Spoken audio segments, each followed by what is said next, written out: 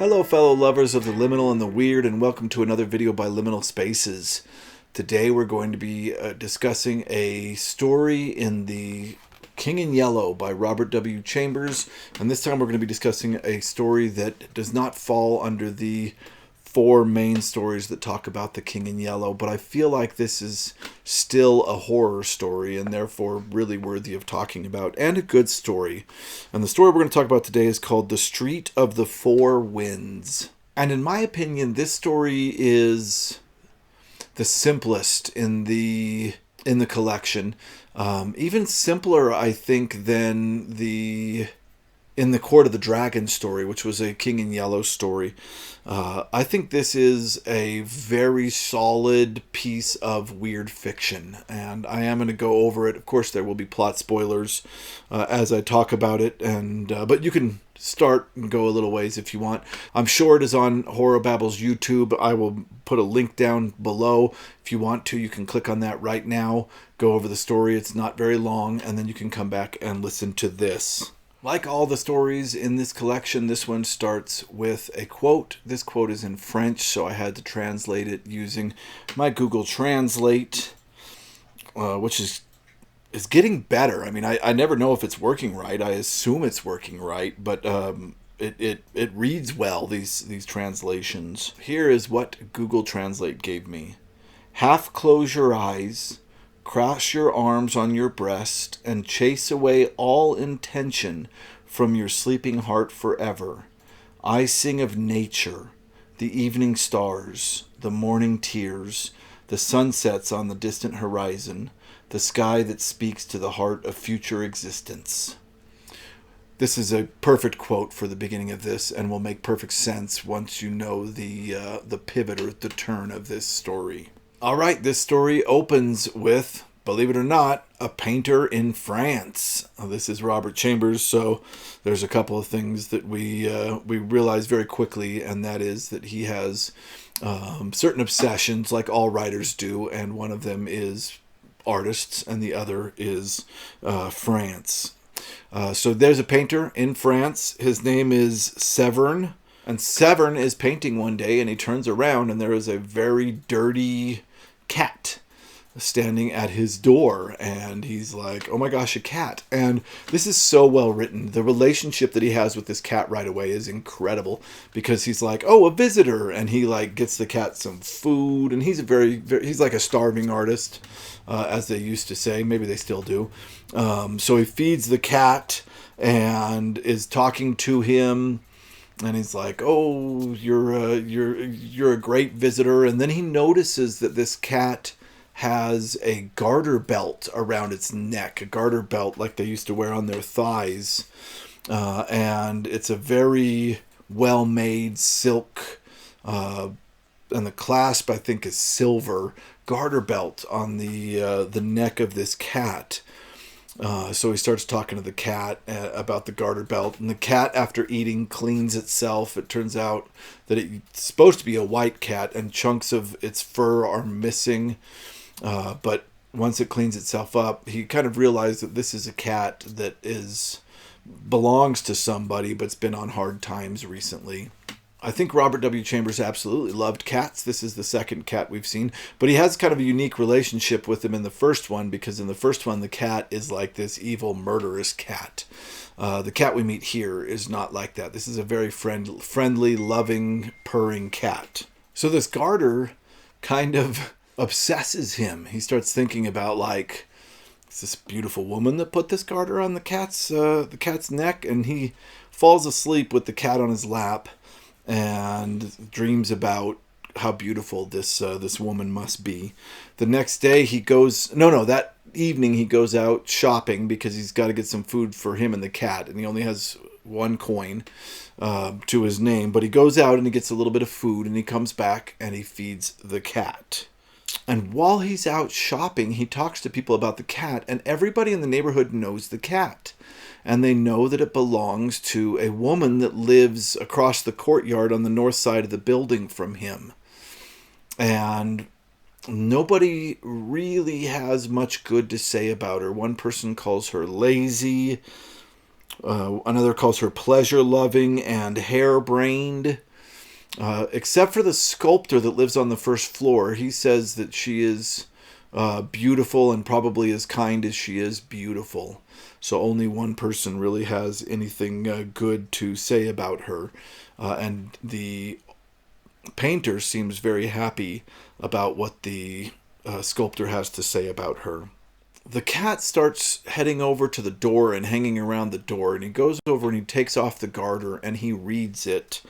And the name on the garter is Sylvia Elvin. So Elvin, he says, is a town. I was at first thinking elfish, but no, in this case it's a town. And I'm going to read this quote that he says about this town and about Sylvia. There is a name engraved upon the silver clasp beneath the buckle. It is a pretty name, Sylvia Elvin. Sylvia is a woman's name. Elvin is the name of a town in Paris, in this quarter. Above all, in this street of the Four Winds, names are worn and put away as the fashions change with the seasons. I know the little town of Elvin, for there I met fate face to face, and fate was unkind.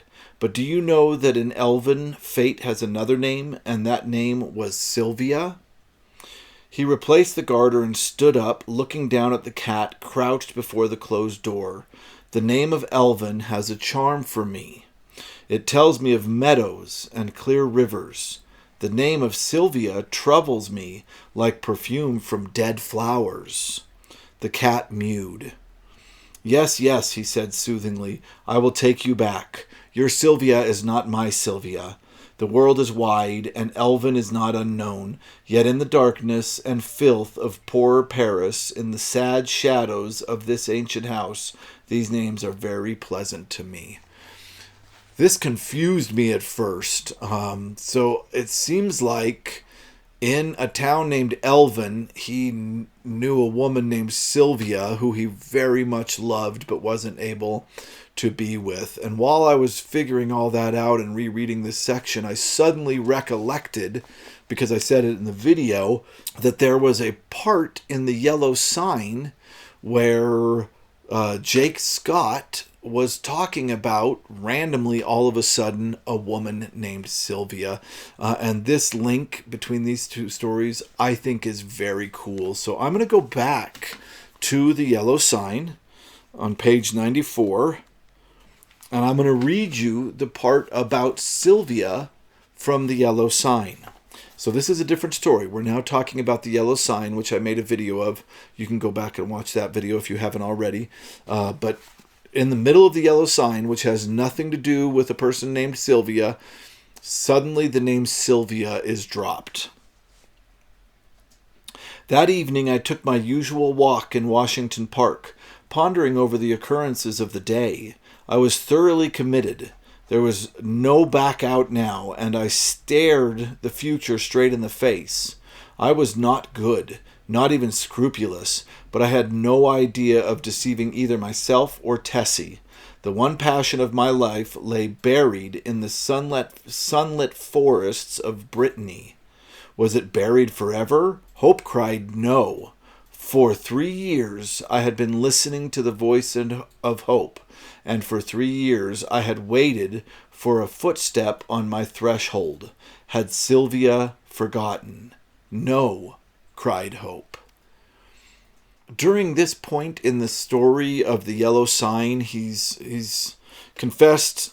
Well, he kissed his model named Tessie, and he's walking around trying to figure out what he should do with her, because she's much more innocent than he is, and he's very bohemian, and he doesn't want to hurt her in any way.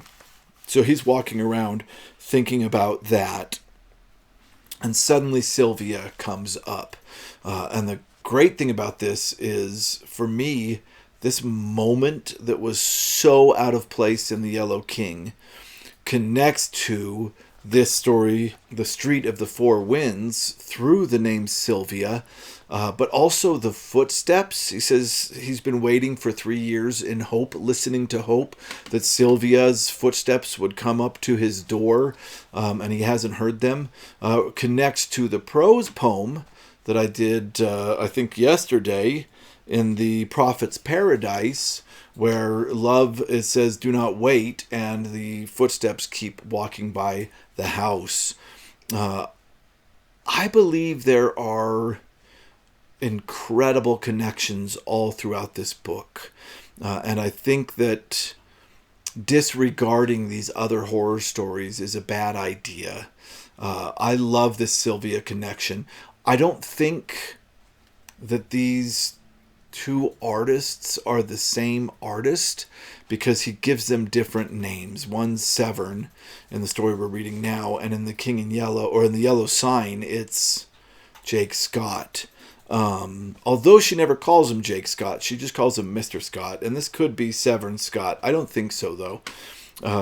I just think that, and another thing could be that us writers get obsessions. Like, I reuse certain names over and over again because those names almost have become magical to me because of the people I've known in the past that had those names and their meaning to me. Perhaps Sylvia was somebody that was very important to Robert W. Chambers, the writer himself, and so he keeps dropping in this Sylvia stuff. I have no idea, but the links are incredible, and they only show themselves as you read the stories more than once, and it's really incredible. So I was very happy to find that Sylvia link, because it helped me kind of start to figure out the Yellow Sign. It seems like a couple of his artists in these short stories are waiting for a woman named Sylvia to grace their doorsteps, and they have not. And this will become much more important in The Street of the Four Winds than it is in the Yellow Sign. All right, let's move on.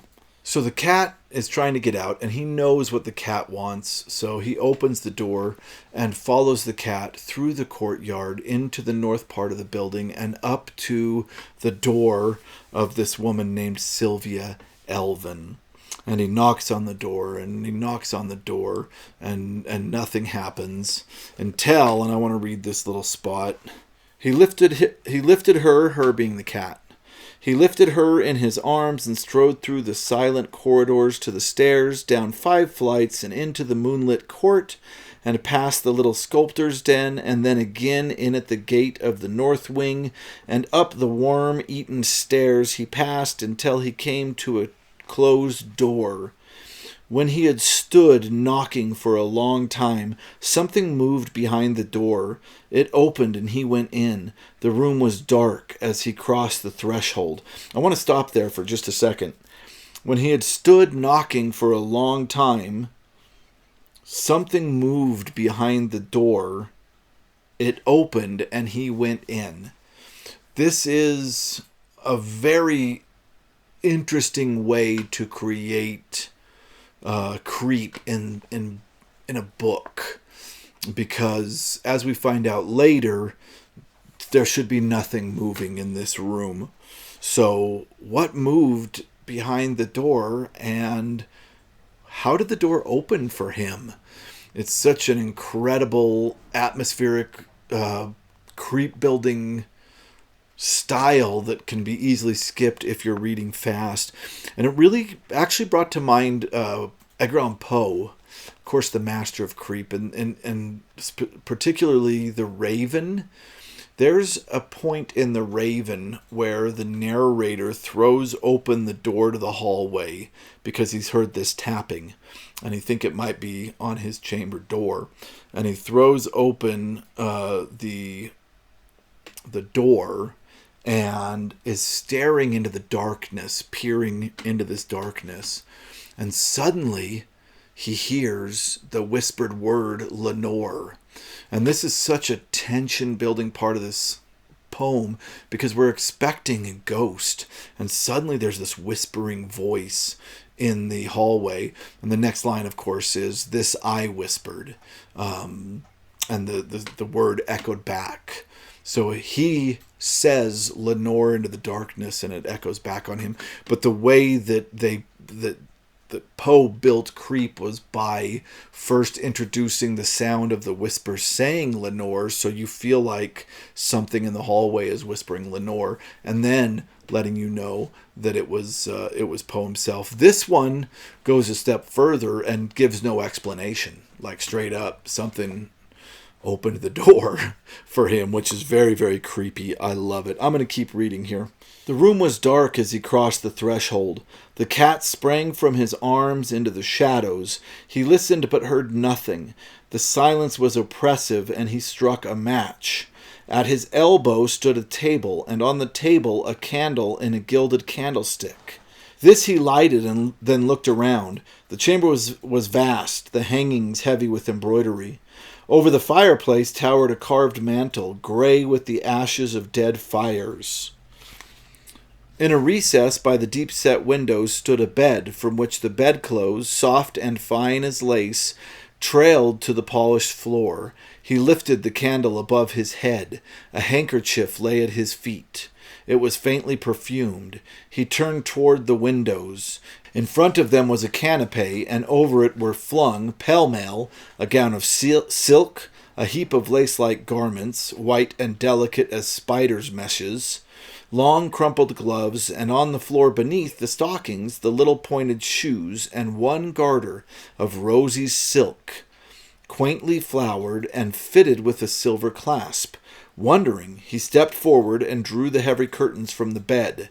For a moment the candle flared in his hand.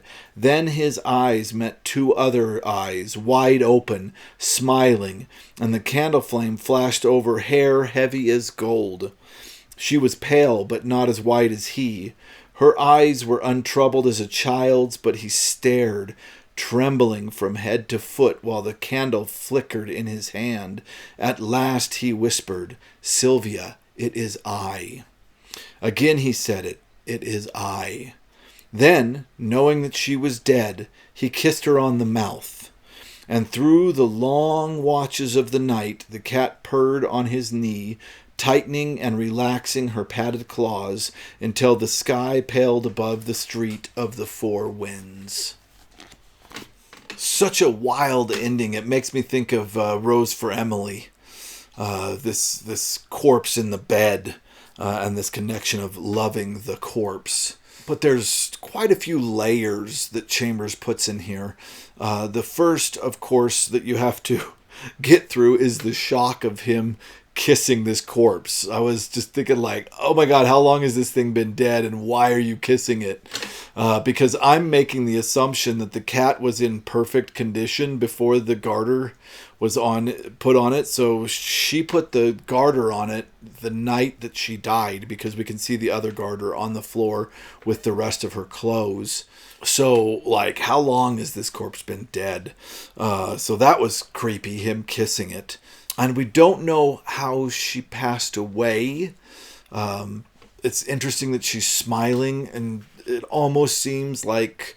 and of course, we don't have a reliable narrator here at all. But it almost seems like she's happy to see him. But there's a lot of ambiance or tone here that reminds me of old fairy tales, specifically, of course, the concept of Sleeping Beauty and Snow White, which are tales that have very long histories and have had so many changes, most of them to take out incredibly shocking elements. If you read the earlier the Snow White or the Sleeping Beauty story you get, the crazier it is. And I'm not talking about Grimm's. You can go even back farther than that.